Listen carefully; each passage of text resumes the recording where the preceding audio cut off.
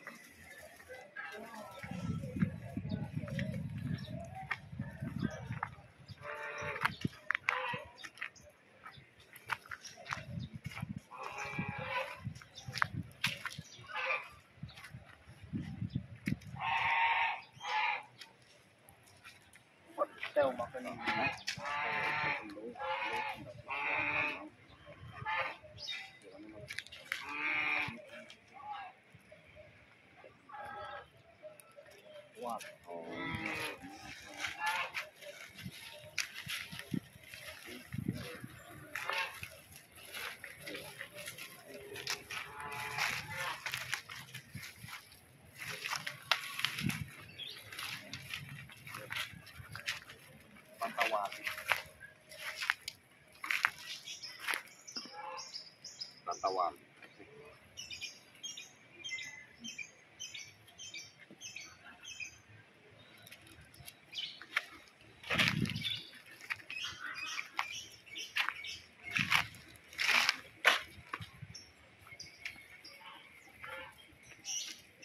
Bismillahirrahmanirrahim. Assalamualaikum warahmatullahi wabarakatuh. Waalaikumsalam. Alhamdulillahil wahidil ahad alladzi lam yalid wa lam yulad wa lam yakul lahu kufuwan ahad. Ahmaduhu wa subhanahu wa ta'ala wa syukuruhu. Allahumma shalli wa sallim wa barik ala sayyidina Muhammadin wa ala alihi wa man tabi'ahum ila yaumil qiyamah. Ya, untuk sahabat-sahabatku sekalian dimanapun berada yang selalu dirahmati Allah, semoga keberkahan, keselamatan, kesehatan selalu berlimpah pada kita umat Rasulullah Sallallahu Alaihi Wasallam, dan kelak akan dimasukkan dalam golongan orang-orang yang beliau cari atau kekasih-kekasih beliau. Kita sebagai seorang kasih, beliau juga sebagai seorang kasih. Semoga dengan perbuatan kita, ucapan kita sesuai dengan apa yang sudah beliau perintahkan. Ya, untuk sahabatku sekalian, saya sekarang berada di Desa Lemah Dhuwur. Berarti ikutnya Lemah Dhuwur Pesarean ya. Napa pun di paling ikutnya pun di Kang Oleh Adiwerna Kabupaten Tegal. Ini yang lagi rame yaitu makam dan lingga tukul ya.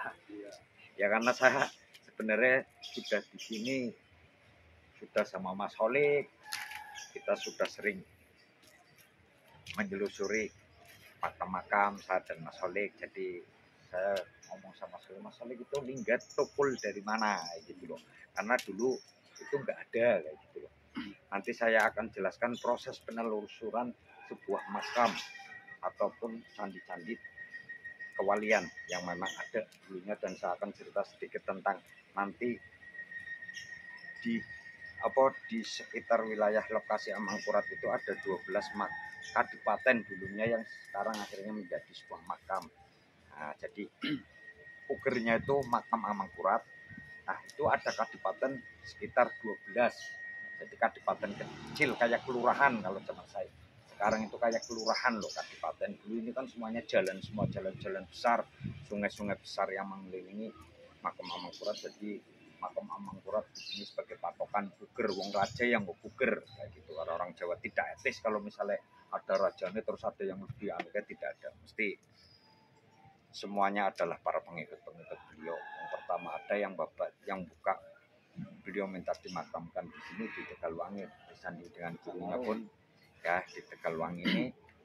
Itu juga beliau dawuh dengan Adipati Martoloyo, dan Adipati Martoloyo itu sangat-sangat menjunjung tentang etika keadaban. Kalau di sini ada makam lebih tua, nggak mungkin makam raja akan di sana, mungkin akan di sini mungkin. Nah, jadi seperti itulah. Monggo kita kan saya tunjukkan ini. Nah, ini batu-batuan.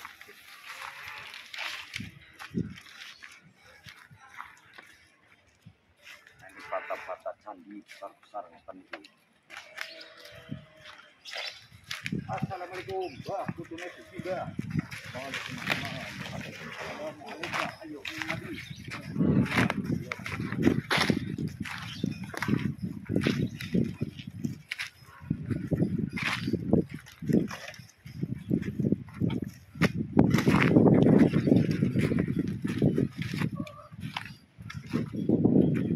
Nah, sahabat-sahabatku sekalian, ini jadi ini dulu saya pernah menelusuri dengan Mas Holik. Nah, ini Mas Holik dulu yang dulu di sana ada makam sepuh, ada makam sepuh beliau pekerjaannya mulut burung, tapi beliau sering singgah ke makam-makam.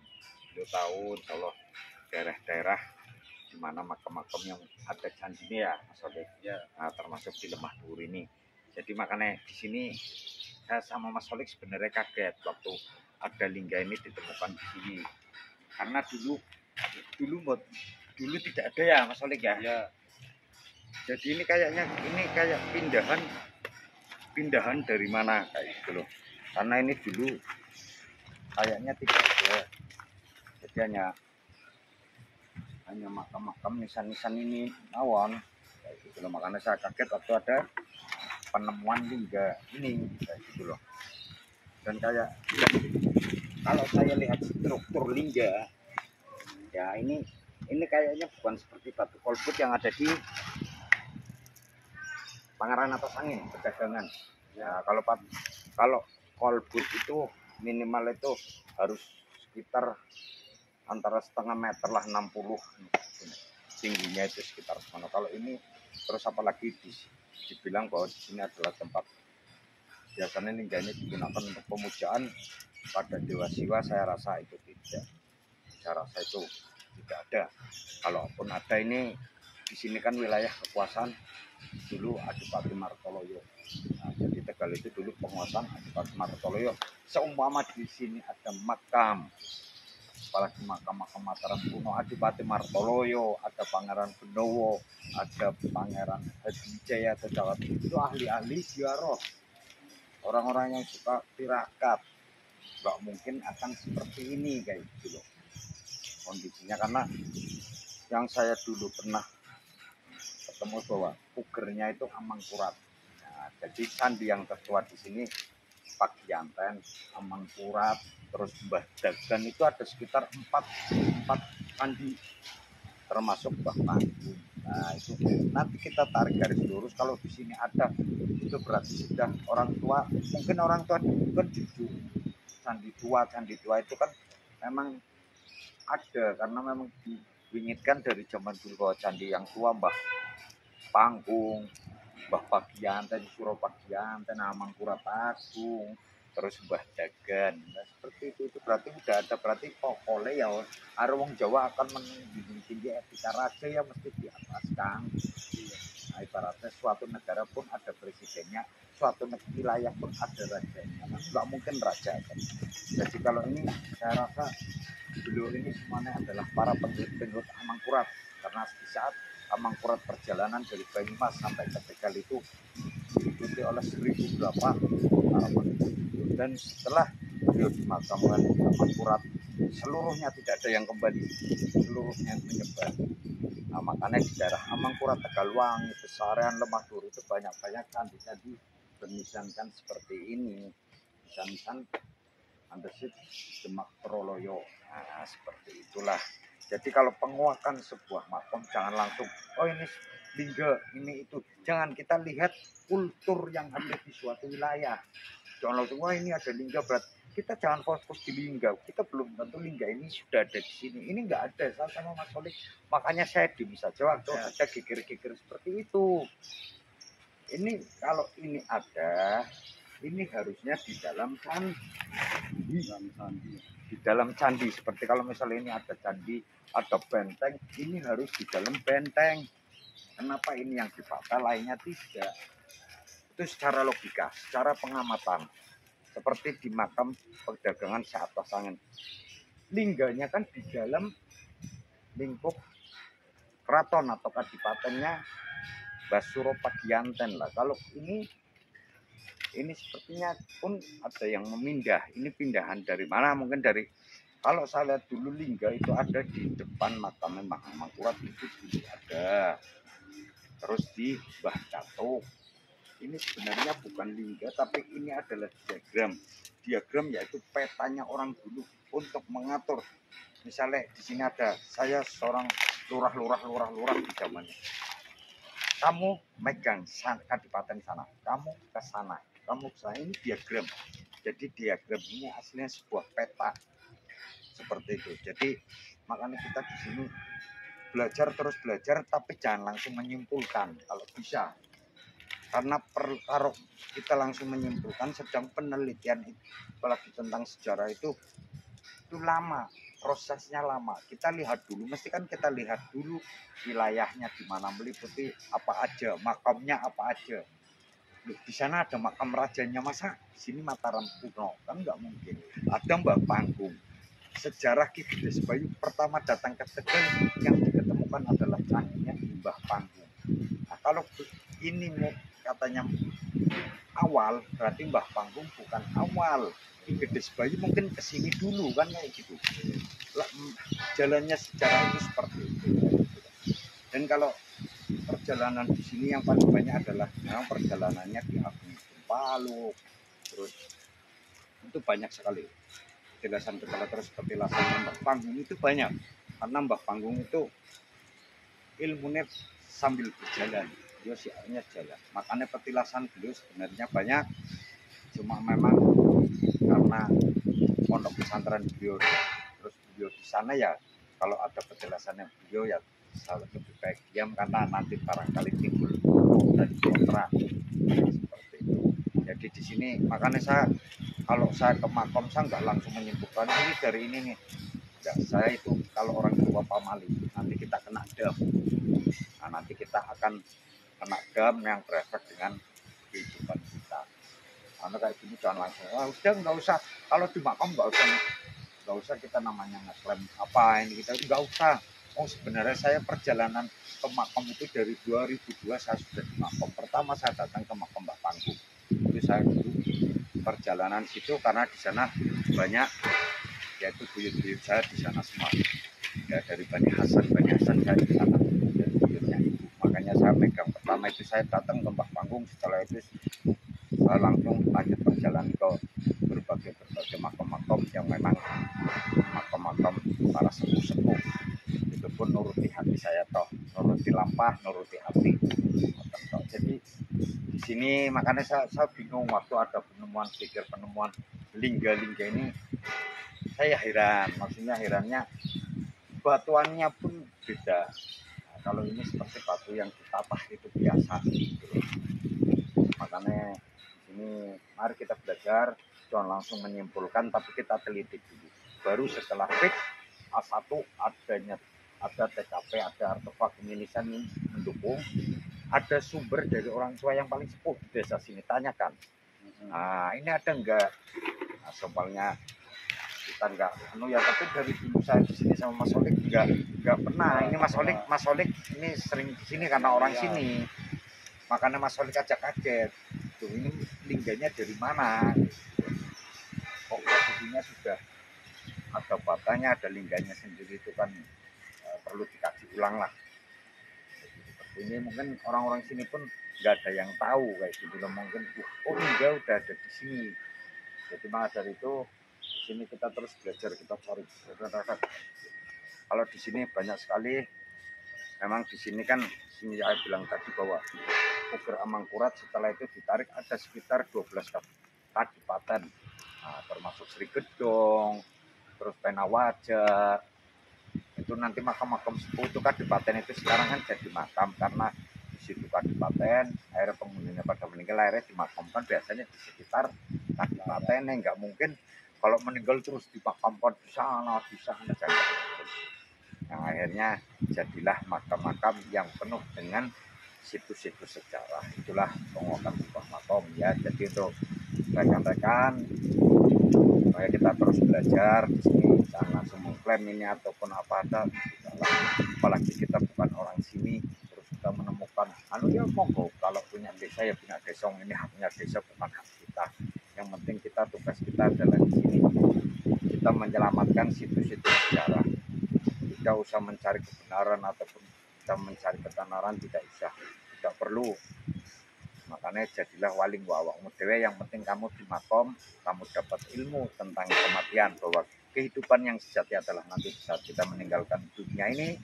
Saya menyelamatkan sejarah, insya Allah biar gue tinggalan anak cucu. Nah, wong jenenge warisan kan nggih. Warisan itu nggak usah domong, tapi diamlah, tapi jenengan ninggali kesan yang baik, itu akan selalu terkenang. Dan ini Mas Holik ini sampai dulu waktu di sini dapat tinggalan apa dulu Mas Holik ini? Mas Holik nggak tahu ya, ini coba ini tinggalan tanyakan dulu aku sakane Mas Holik ini ya, waktu sering mulut-mulut ini. Nah ini namanya kalau anu kekap ke ini, tapi ini seperti tok. Ini lambangnya Wijaya Kusuma. Kita bisa dilihat. Nah Mas Holik ini, nah ini Mas Holik. Nah ini tadi saya lihat terus memang luar biasa. Nah, ajib, asli batu meteorit, luar biasa. Jadi secara peninggalan ya Mas. nggih, secara peninggalan kuno. Makanya ini Mas Holik selalu simpen.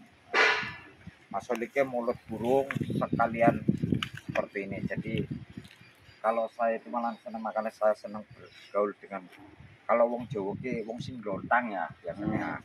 Wong sing glontang itu justru orang yang tahu dimanapun tempat makom keramat berada. Jadi kita jadi orang jangan sering menyalahkan, oh pasti tukang glontang. Oh jangan. Saya ketemu makom-makom sepuh pun karena teman-teman saya yang dulu suka glontang. Gus, di sana ada makom. Dulu makam keramat saya ke sana waktu musim SDSP aneh.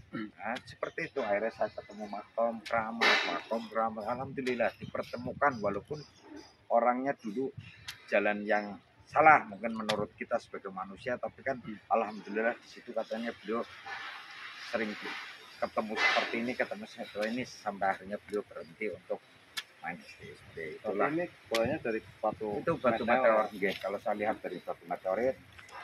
Ya ini kan Mas Holik yang dulu menemukan, jadi simpen buat tinggalan, insya Allah manfaat orang manfaat PKP tergantung awak dhewe. Akan telan iya. Biasanya kalau Semar dia nggak pemimpin, sekelane pemimpin setuju wani.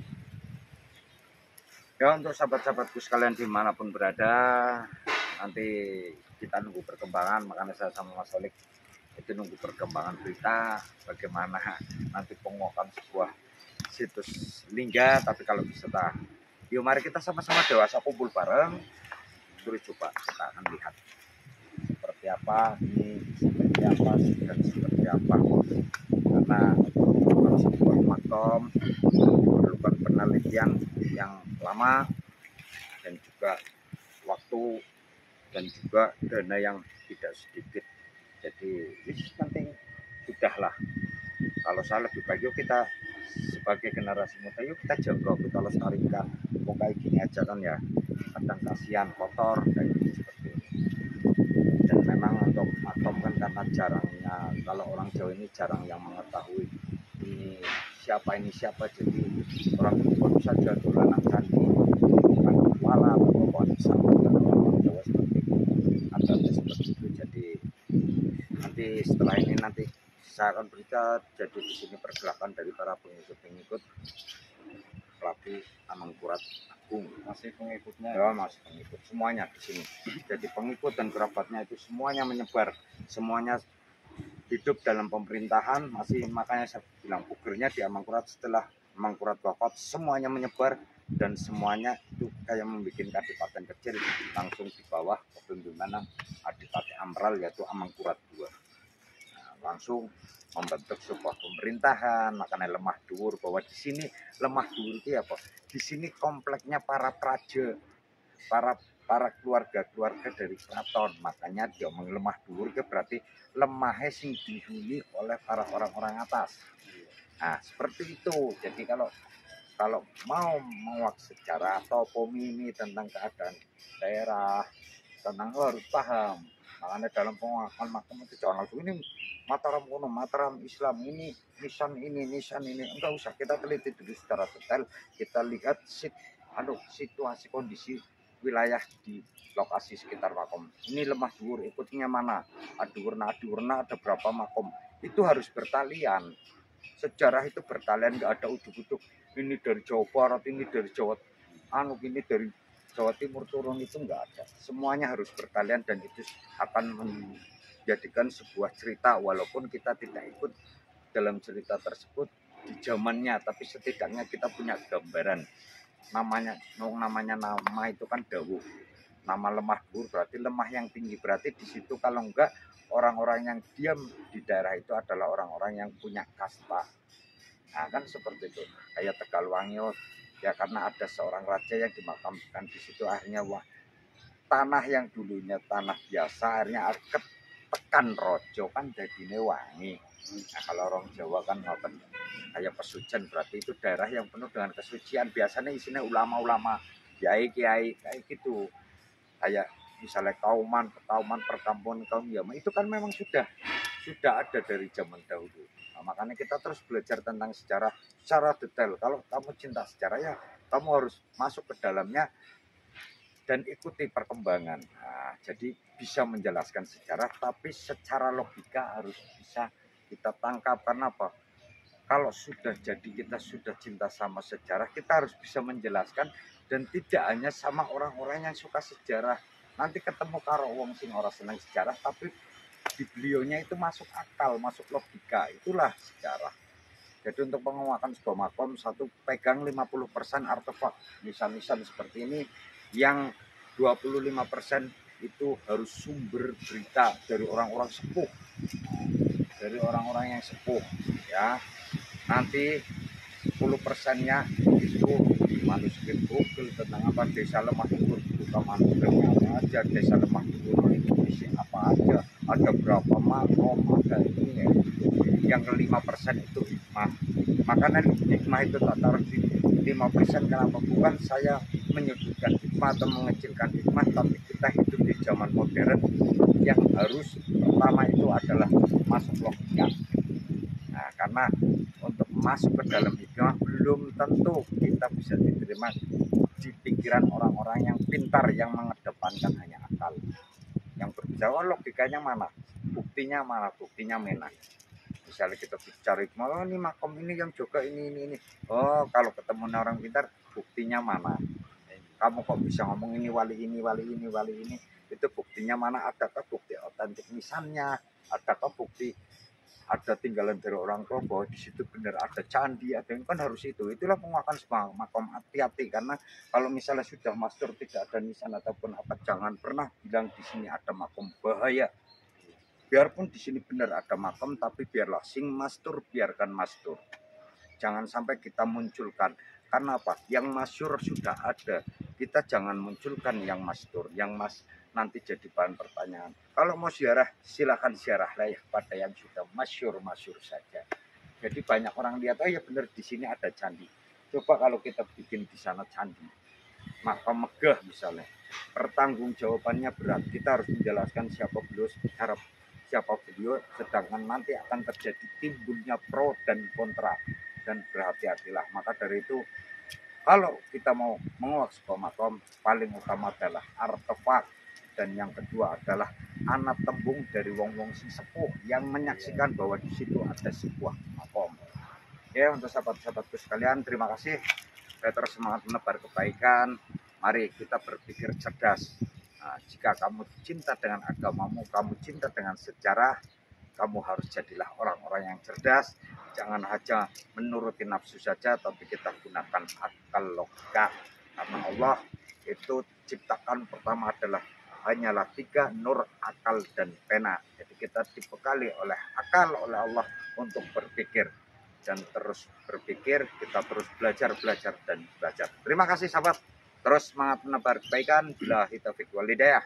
Wassalamualaikum warahmatullahi wabarakatuh. Waalaikumsalam.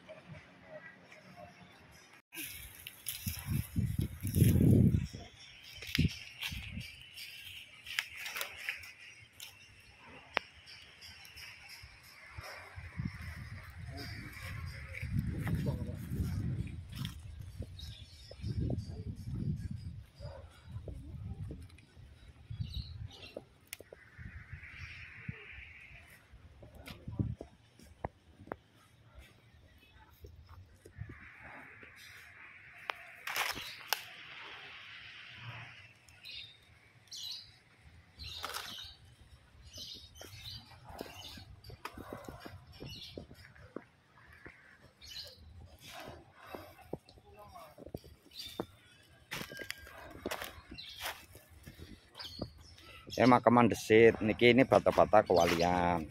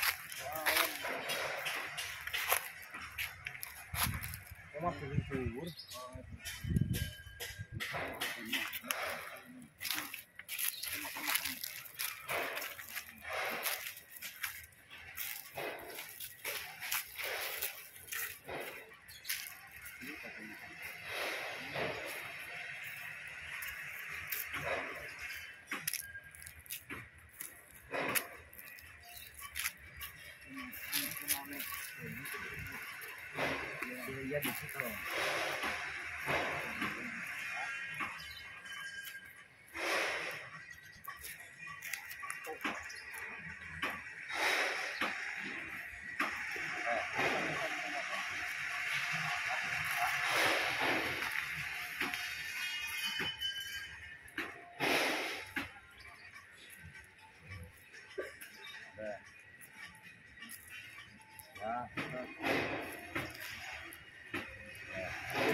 Nisan-nisan tua semuanya sahabat.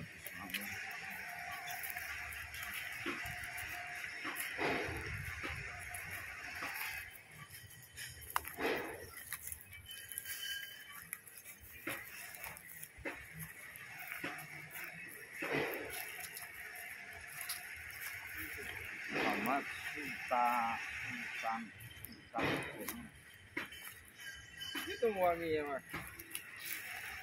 Iya. Ini kedua, kalau nisan-nisan seperti ini juga era kesini ya Mas Ole.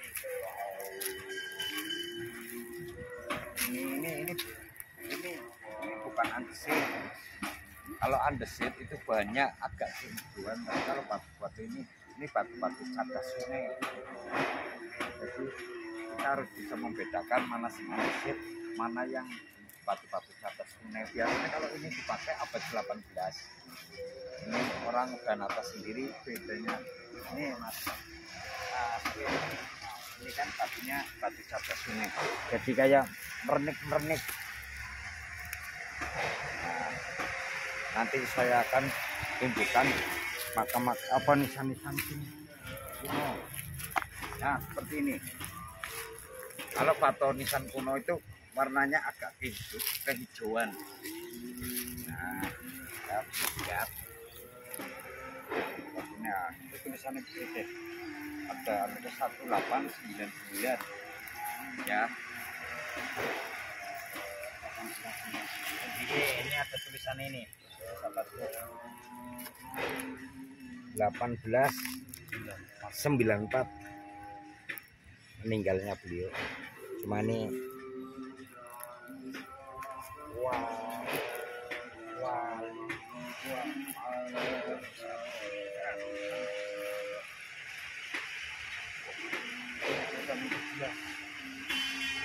ya, terima kasih untuk sahabatku sekalian. Oke.